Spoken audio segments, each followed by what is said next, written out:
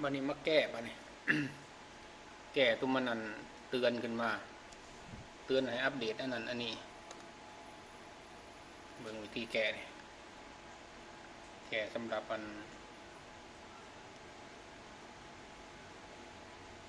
FL Studio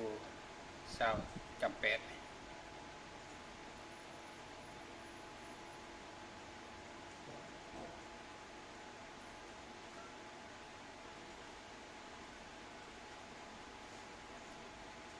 ปวดเบิ่งไฟวอลมัน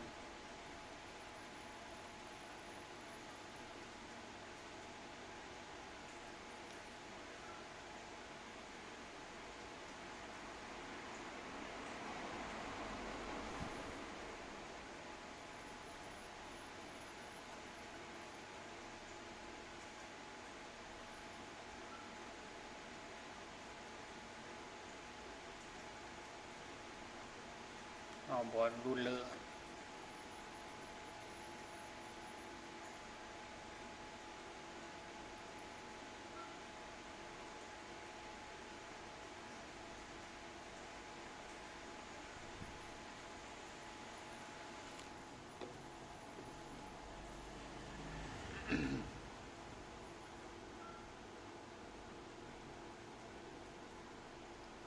ปวดเบิ่ง System 32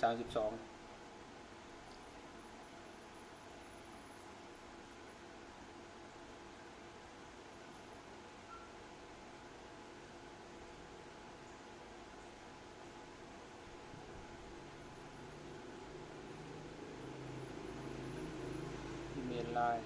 FL 64เปิดเราเบิ่ง This program part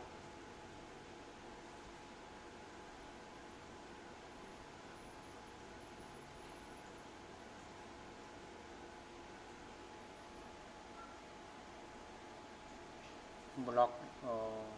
บล็อกคอนเนคชั่น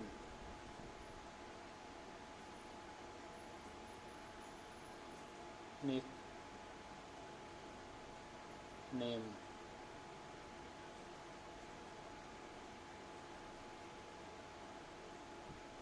เขียนชื่อโปรแกรมใช้เนมมัน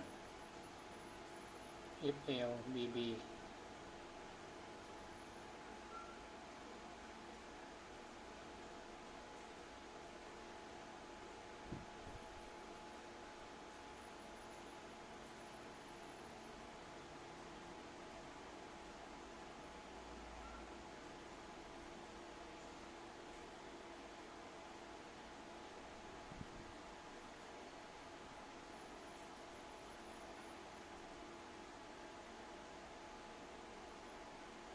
โปรแกรมเน็ต FL 64เน็ตบล็อกหรือคอนเนคชั่นสั่งบอกไว้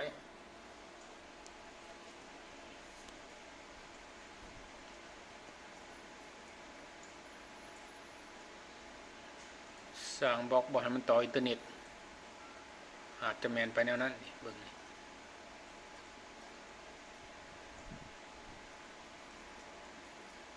ลองเปิดลองเบิ่งบ้าน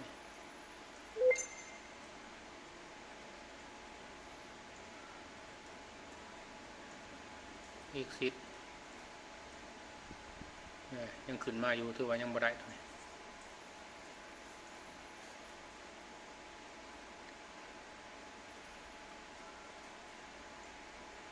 ลองใหม่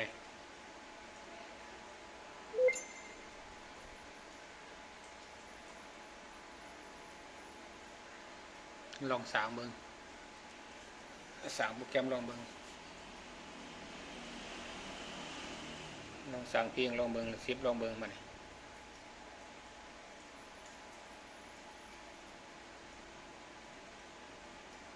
เอามาขึ้นมาแนวนี้โปรแกรมทดลองใช้นี่คือปัญหาของมันเนี่ยถือว่าเป็นอันล็อกบ่ได้แบบนี้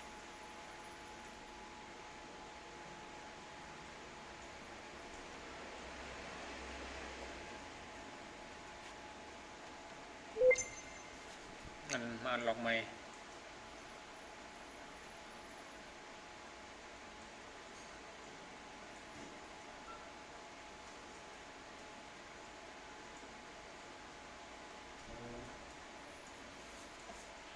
จากอันล็อกแล้วมันสิรีสตาร์ทคืน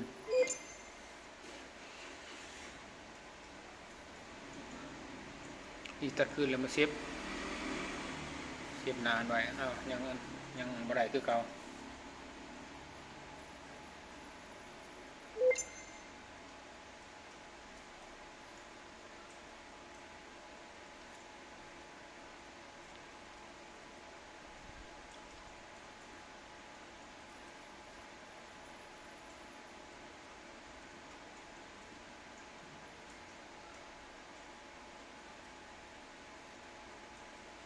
ปิดทุกครั้งมันแลนเขาอินเทอร์เน็ตโหลดแบบนี้ถือว่าบ่ได้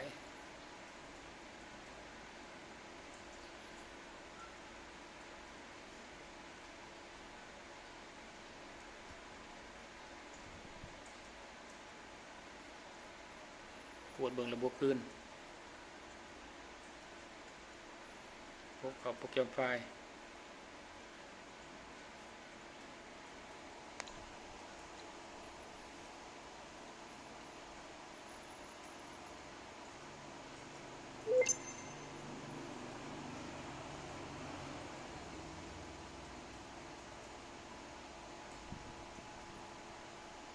ยังบ่ได้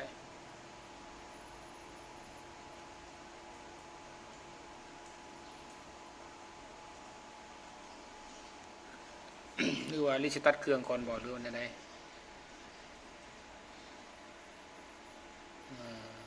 รีโมทออกก่อนลงใหม่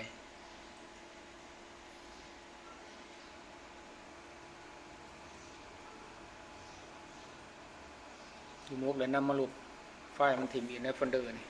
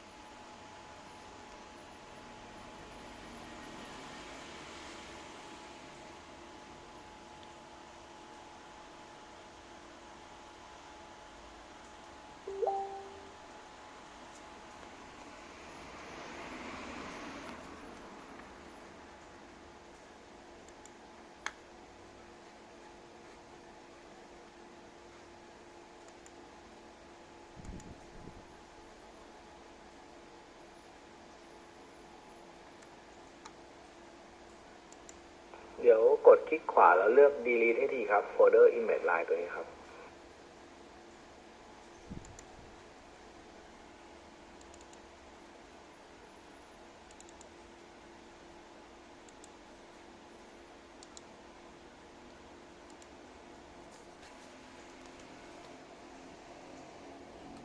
ลบบ่ได้ต้องลบตัวละตัวนี่ลบตัวละโฟลเดอร์เอา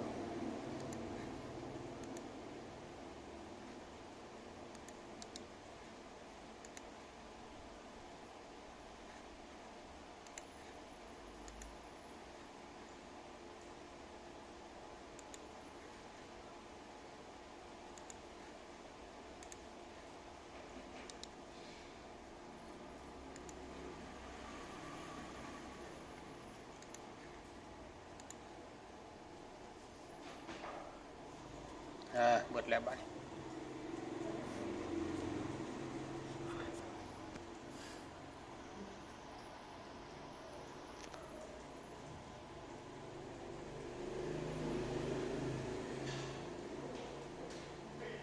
ติดตั้งขึ้นไหม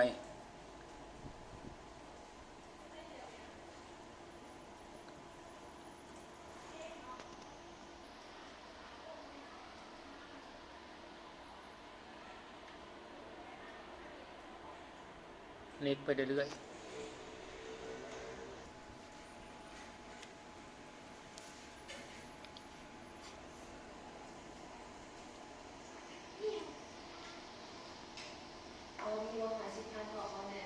ได้ยัง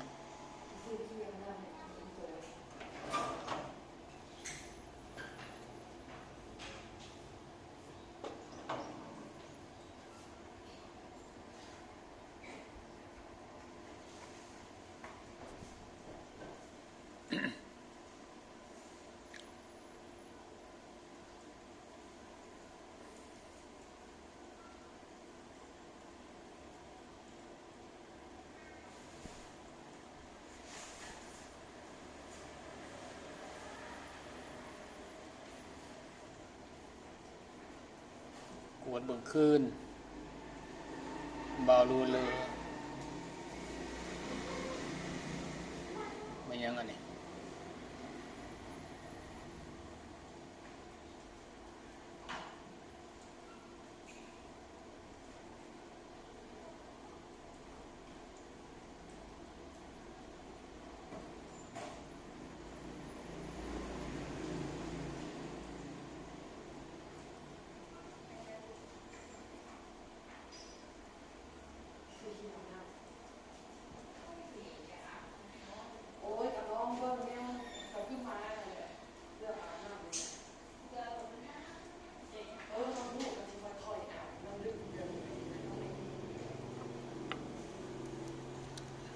มันเป็นตัวหนังสือขึ้นมาหลายๆเนาะเนี่ยถือว่าได้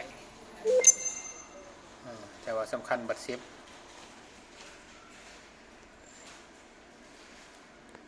งานเดิมที่เป็นอะไรนี่ยังออกมาคือเขาตัวนี้ถือว่าบ่ได้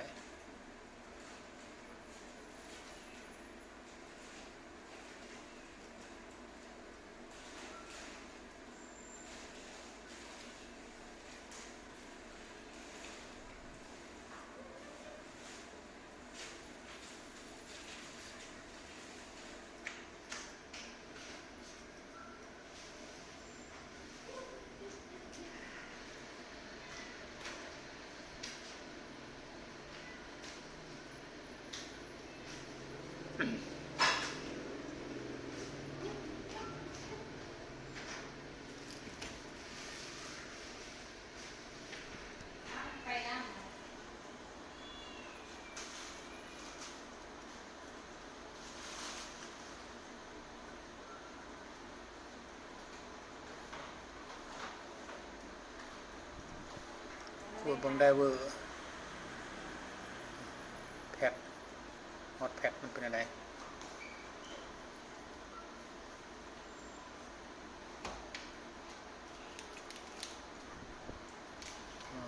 ลูกฮอตแพดออกเข้าเบิ่ง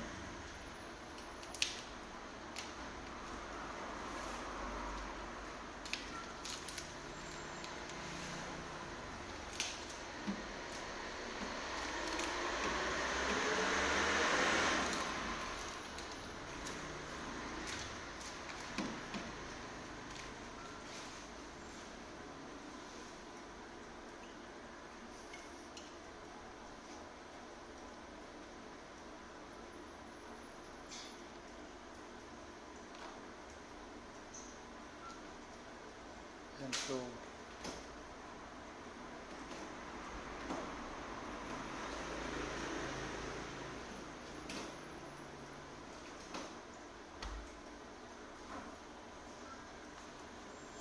บล็อกอีเมลไลน์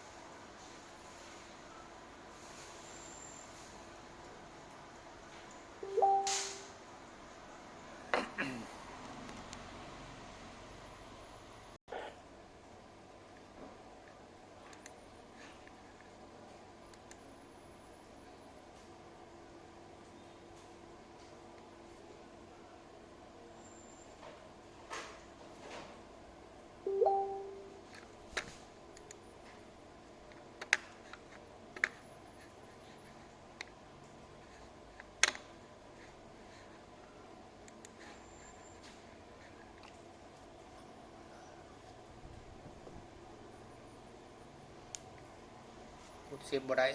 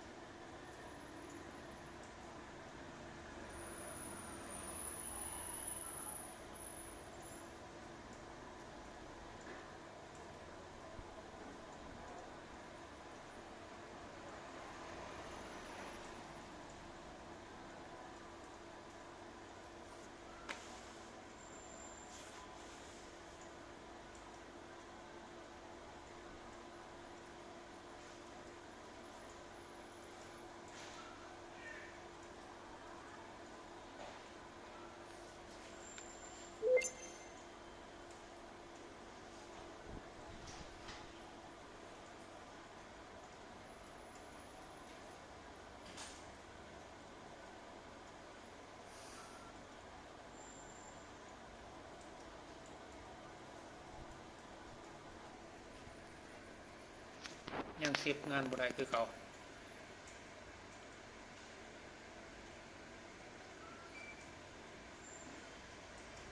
มันจะแก้ยากงานนี้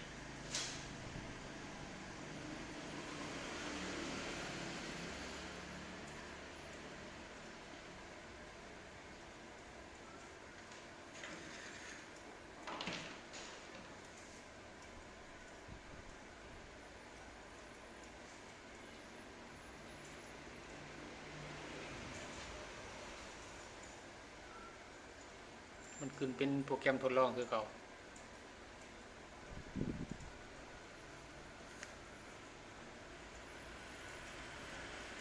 นี่มันสิบอกอยู่ในแจมันนี่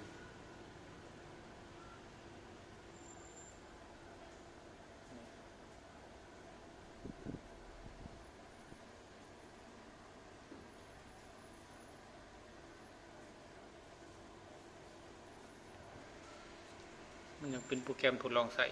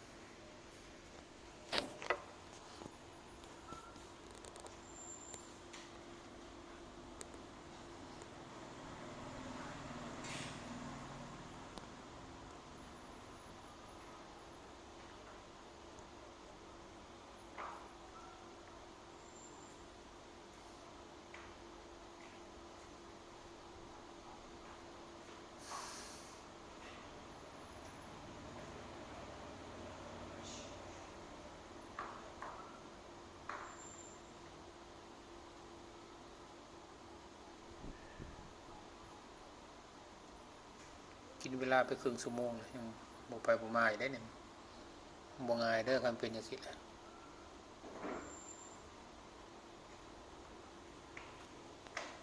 แก่ต่อไปก็กดเบิ่งโปรแกรมไฟล์อีกบัดนึง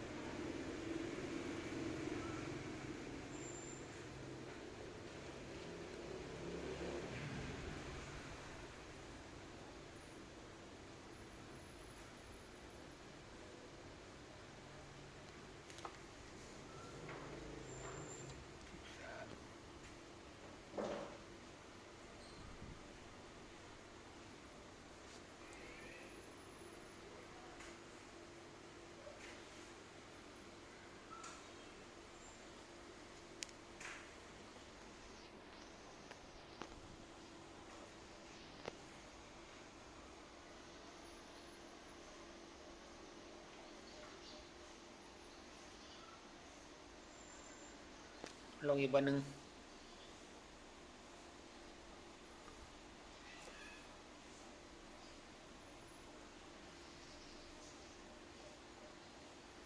เปิดขึ้นมานั่นเนี่ยถือว่า ได้แล้วเนี่ยถ้ามันบุเขียนว่าเทรียนอย่างนี้แต่ว่าสำคัญบัตรซิมงานพุ่นอย่ามันแจ้งขึ้นมาอีก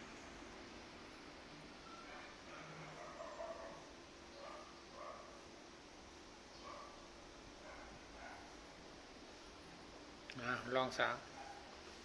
างเพียงใหม่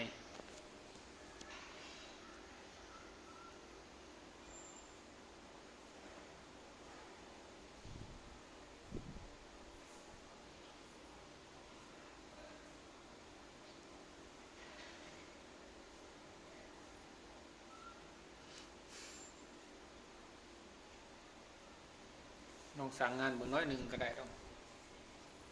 สางเบิ่งหรือกระซิบลองเบิ่ง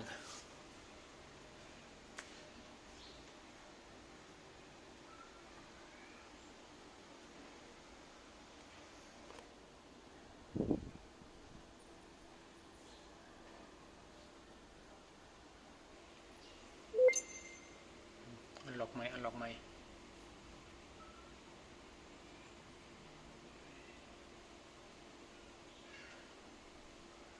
มันล็อกทุกเทือมันต้องรีสตาร์ทโปรแกรมใหม่ก็มันขึ้นมาอย่างนี้ถือว่า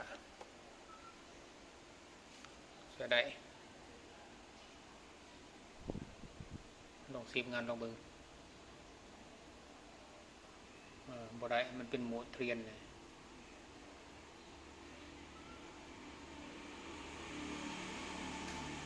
มันให้ซื้อ